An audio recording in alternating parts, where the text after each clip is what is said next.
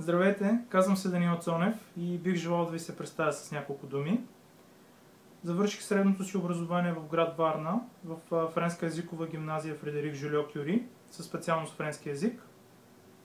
След което продължих образованието си в Икономическия университет в град София, със специалност туризъм. Стажанския си опит започнах още първи курс в една туроператорска агенция.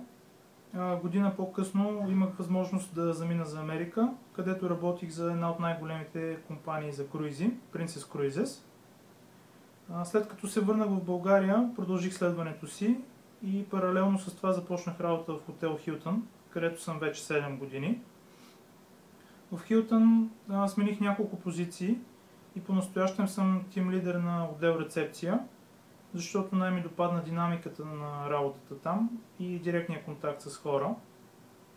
Също така, чрез вътрешната система за обучение Hilton University имах възможност да изкарам множество курсове и сертификати. От малък имам изявен интерес към информационните технологии и поради тази причина миналата година реших да се запиша в Академията на Телерик, където се запознах по-подробно с програмирането, информационните технологии, клауд и мобилните приложения.